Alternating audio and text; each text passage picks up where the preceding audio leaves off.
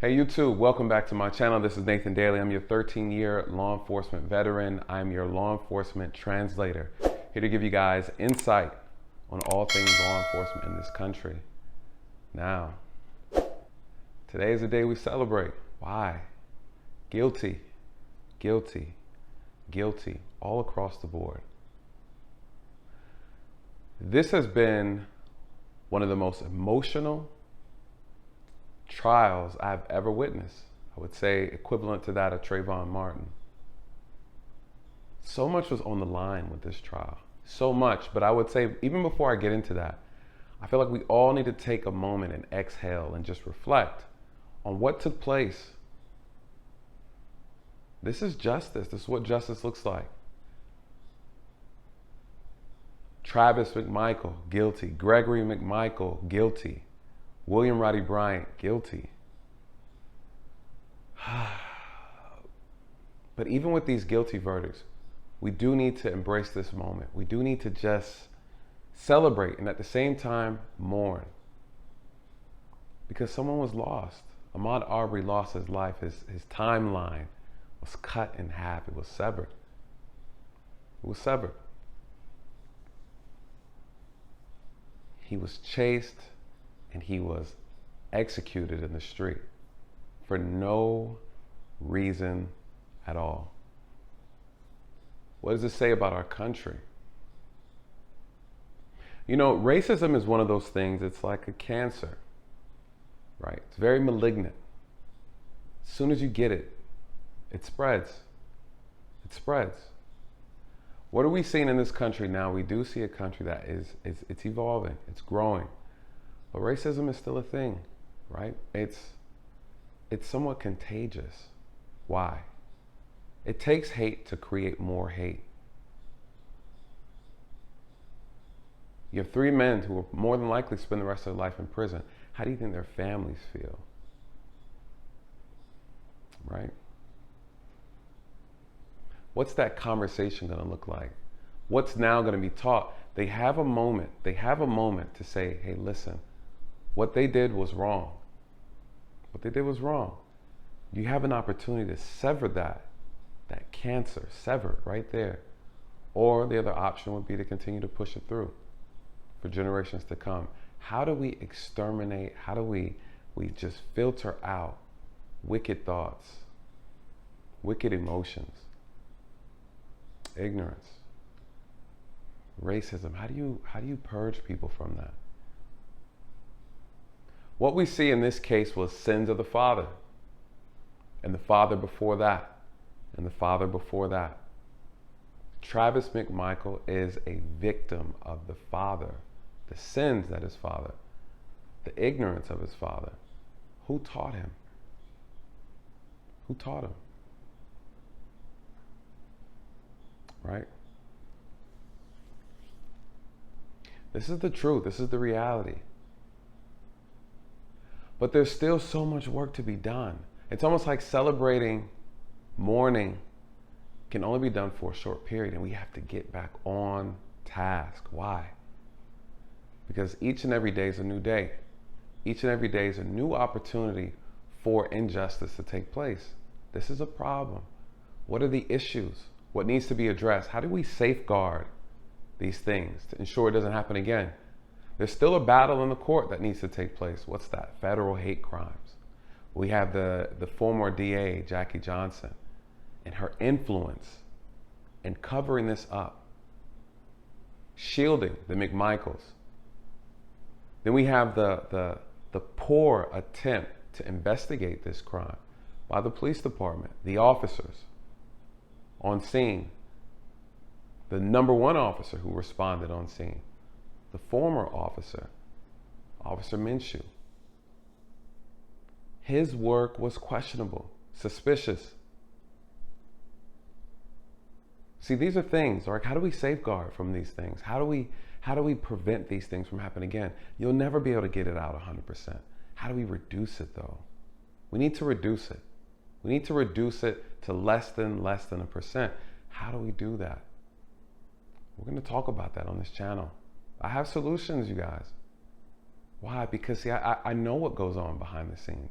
I know how officers think, right? How do we go beyond race and talk about the core of the problem? See, the system itself, and I had a conversation with a gentleman just recently. He says the system was designed to do exactly what it's doing. It's harming black men, harming black people, suppressing black people down. That's not true. See, the system itself works fine. It's doing what it's intended to do, which is enforce, structure, regulate, law, right? Provide justice. That's what the system is there for. What is the real problem? It's the people who operate in the system that we need to look at. It's the people. Why? Because people are flawed. How do we prevent flawed people from working in this system? How do we filter out people? How do we create safeguards to identify those who have no business being in the system? How do we reinforce the integrity the system has so that we feel comfortable, we feel safe, we feel as if justice is equitable for everybody? We saw this in the trial. In what way? The jury selection, the optics. And I said it on a previous video, the idea that we should even have to worry about the color of a person's skin sitting on the jury. The juror's color, skin, race, all that, gender, none of that should matter. Why? We should be looking at each other like Americans. Hey, this behavior was un-American today. This is what the verdict shows. This was injustice. This was not okay. This was unacceptable. This is unacceptable. And despite all the despicable, shameful, disgusting tactics, deplorable tactics carried on by those 3 defense attorneys, we're still victorious. But it didn't stop them from using tactics, right? It didn't stop them. What does that say? You guys are still work to do. I spoke to a gentleman on the Lead Attorneys channel when we did our collaboration. And I said to him, you know, we talked about the prison, and he said, 38% of African Americans are filling up the prisons. I said, this is true. And he wanted to use that as a justification for the system being damaged. No, that's not the issue.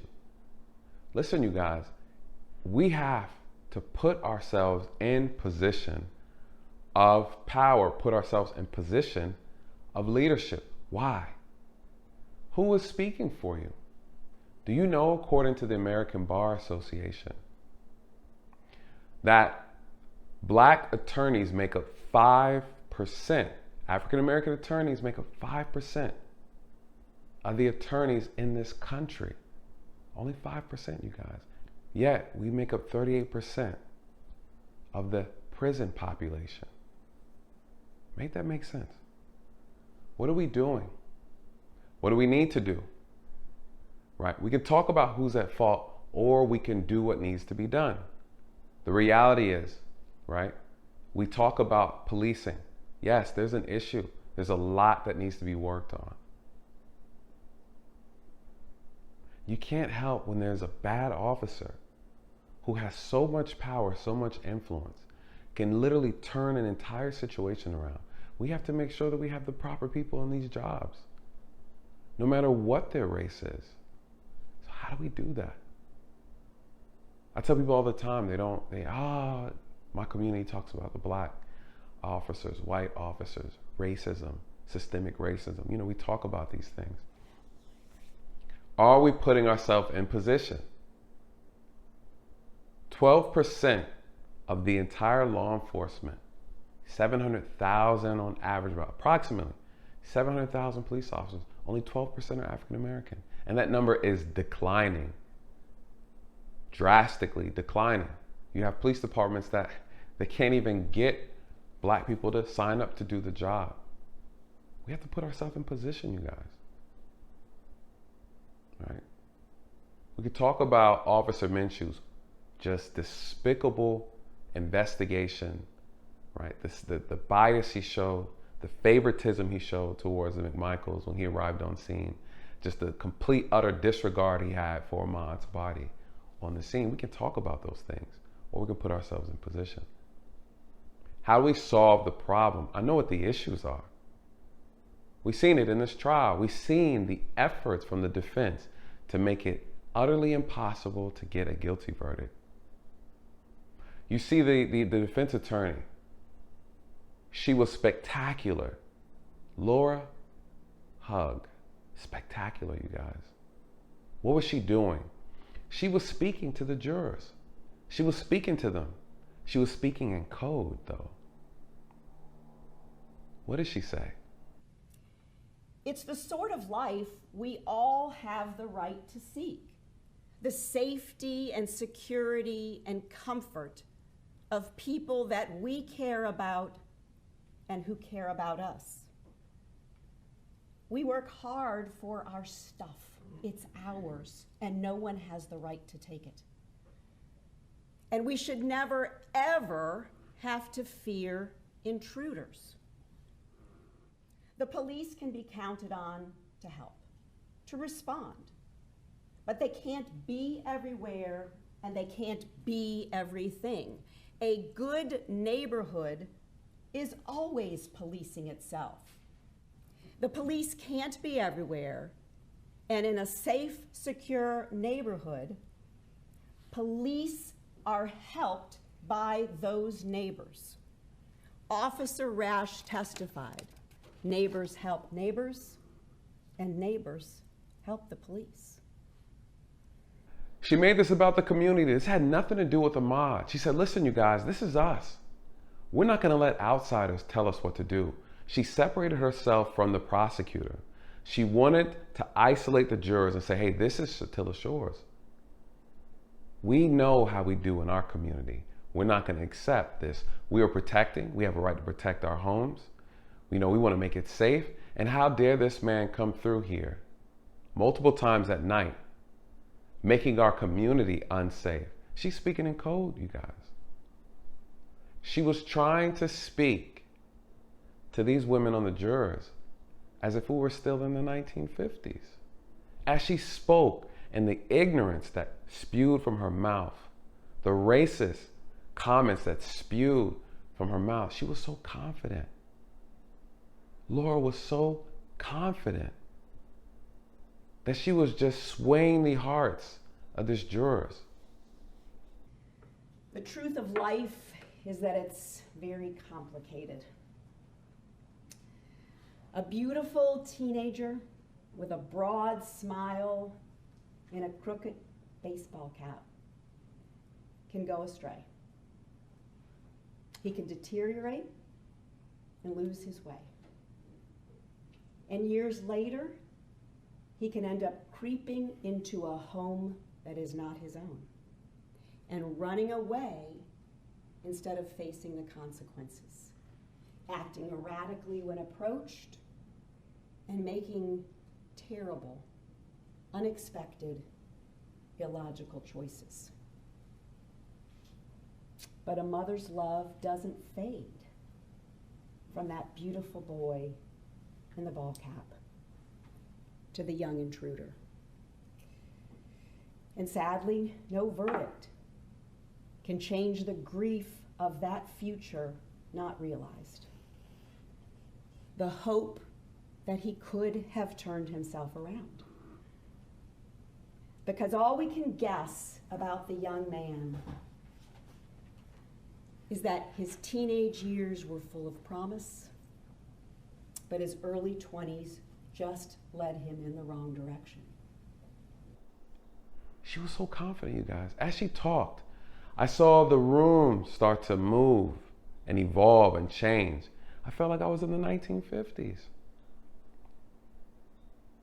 You know who she reminds me of? She reminds me of this woman off of this show called Them. If you haven't seen it, it's on Amazon Prime. And it's in reference to a black family during the 1940s, 50s, who traveled into this, they're very successful, very, very financially stable family, black family. And they moved to this community. It was an all-white community. This woman was the antagonist. She galvanized the community of all the white women and said, hey, we don't want this speck to tarnish our community. We don't want them in here. And she made every single effort to find ways, right, to get them out. She used the police to do it. She used the men in the community to do it. I just, listening to her closing arguments, that's all I could see. You guys, how do we purge that out of people? How do we filter that out? Because racism is taught. Hate is taught. Wickedness is taught. But you can't fight racism with racism. You have to fight it with love. Right? Weapons formed from hate can only be destroyed with weapons formed from love. This is the reality. Turning Ahmaud Arbery into a victim after the choices that he made does not reflect the reality of what brought Ahmaud Arbery to Satilla Shores in his khaki shorts with no socks to cover his long, dirty toenails. There were two sets of decision makers on February 23rd. It is not just the McMichaels decisions that led to this tragedy. And it is a tragedy. I see it in your faces, and I have felt it in mine. A young life lost, grieving parents. She tried to dehumanize Ahmaud. Oh, look at his clothes. At one point in time, he was young and promising. Now he's just a black kid who fell by the wayside. She thought she was speaking to someone who thought like her. How? Just no decorum, no integrity, and no class, this woman. What did she say? He chose to fight. Without any sense of reason, to run at a man wielding a shotgun, leaving him with no other alternative but to be placed in the position of killing another human being. She said the man had no socks. His long, dirty toenails. What are you trying to accomplish? You are willing to show your true self in order to earn the jurors. And what did she say at the end? She said, listen, this is the elephant in the room. Look at you guys. Look, I know that what I'm saying and what I'm thinking is how you really feel. I know this is unpopular, but it's okay to be unpopular when you're speaking the truth. You know, Laura, you were looking at women and you were speaking to those women and those jurors who may have looked like you, but their hearts were nothing like yours. Their thoughts were nothing like yours.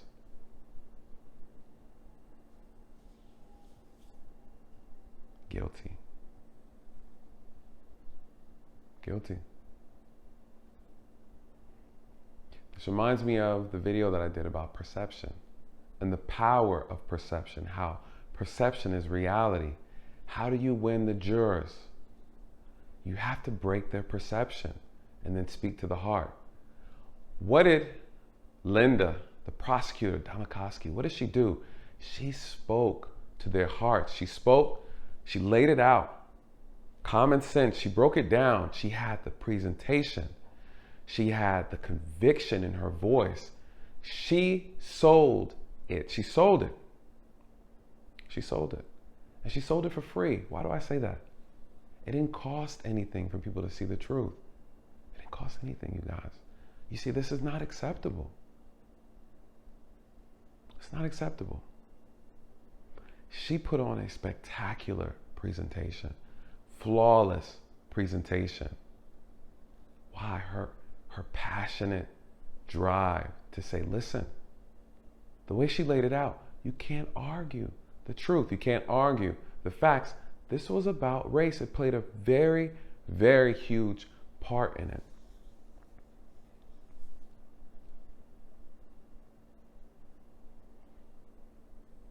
Linda needs to be commended. Absolutely. Absolutely. Well executed. And all of those from the office of Cobb County did a phenomenal job. The other attorneys did a phenomenal job. She brought fire to the courtroom, set the place ablaze. Fire of truth. Right? This verdict says a lot. It speaks to a lot of things. It also says that the work is not done, you guys. And it also says that we live in a country, we shouldn't have to worry about the optics of color. We shouldn't. How do we get past that? We have to be fair. We have to be equitable. We have to do things that usher in trust. We do, right? Just having a balanced juror 6 and 6 would have made people feel comfortable. We got to start making people feel comfortable. So what are the charges? Travis McMichael guilty on everything. Gregory Michael not guilty on malice murder, which I agree, right? That was a hard sell. William Roddy Bryant, this is what I talked about before. Malice murder, felony murder. Not guilty on those. Not guilty of aggravated assault. William Roddy Bryant had a little wiggle room. He did. He managed to wiggle out of 3 charges. He managed to wiggle out of 3 charges. I was watching an interview with Denzel Washington. He said something that was so profound to me.